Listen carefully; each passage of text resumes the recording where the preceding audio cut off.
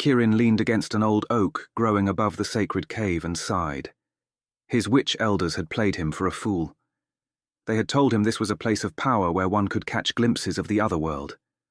All he'd glimpsed so far were damp stone and the faintest trace of magic, buried deep and far beyond his reach. He idly plucked the strings of his lyre.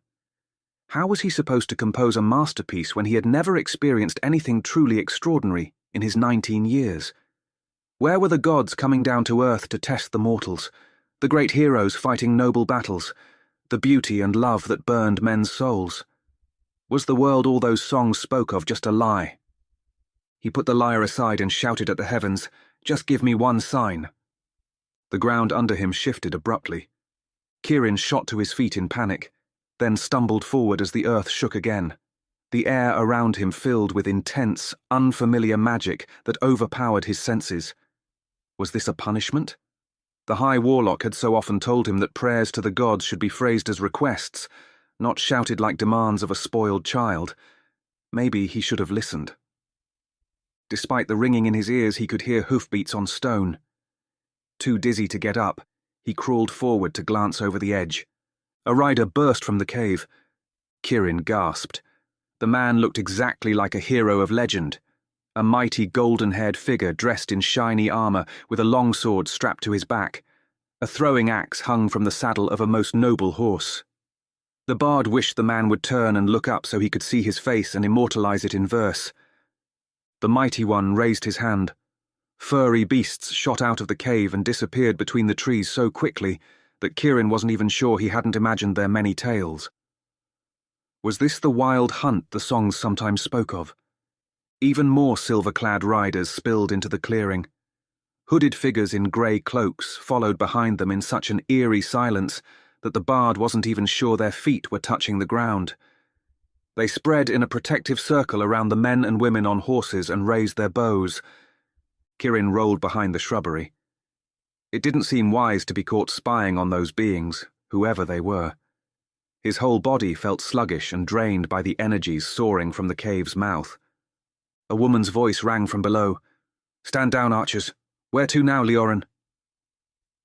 A cold wind shook the trees, and Kirin heard something about waterfalls before the hoofbeats started again.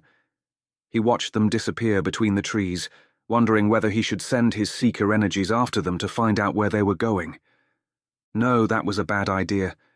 If other witches could see the glow of his magic, surely those beings could too. Also, he felt slightly nauseous from all that power that hit him when they arrived. But how had they arrived? What entrance was there between the stones, and where did it lead to? Still dizzy, he managed to scramble to his feet and ran to the path that led down to the cave. The magic inside was so overwhelming that it made him recoil, overpowering his seeker senses. Maybe it was better to wait until he regained his strength. He spent the night at the miners' camp at the edge of the forest. The men there were always welcoming when he passed through. They told him stories about wonders seen around the cave, too. Tales of a beautiful golden-haired songstress who would lure men into ruin, and stately riders chasing through the woods with howling wolves at their side. Yet, none of them had seen such things themselves, only heard them in stories passed down in their families. So Kirin said nothing either. Still, he returned to the cave the next morning and examined every inch. The magic had subsided, but he could still feel it in the stone, faint and steady beneath the surface. Sometimes he even thought he could hear faraway screams echoing from the walls. Yet there was nothing. No secret passage, no crack in the rock, no trace of how they had come through at all. Just a cold, hard wall. If he went back home, all the way to Inis Mon, would the High Warlock believe what he had witnessed? Or would he just give him that usual indulgent smile and call him a young fool with too much imagination again? He sighed and fetched his lyre. That was how he made sense of things. If he could just find the right words to describe it in verse, perhaps he could understand what he had seen. He tried out half-formed lines, yet nothing sounded right. The imagery was too trite to capture the moment of awe, and he could not find anything that rhymed with silver. As if in protest at his bad verses, a thread of golden magic emerged from the wall and struck toward him. The stone beneath him cracked, but he didn't care. The barrier was opening again. He let his seeker senses reach freely as he ran to the back of the cave. It had to be somewhere here. The cold surface under his palm grew warm. Kirin reached for the center of the heat. The wall blurred and dissolved into light. Raw, undiluted power surged against his skin. It filled all his senses, went through his flesh and burrowed into his bones, splitting his very core. Then all of it vanished, as another hand met his. He looked up and found himself staring into a pair of sharp green eyes.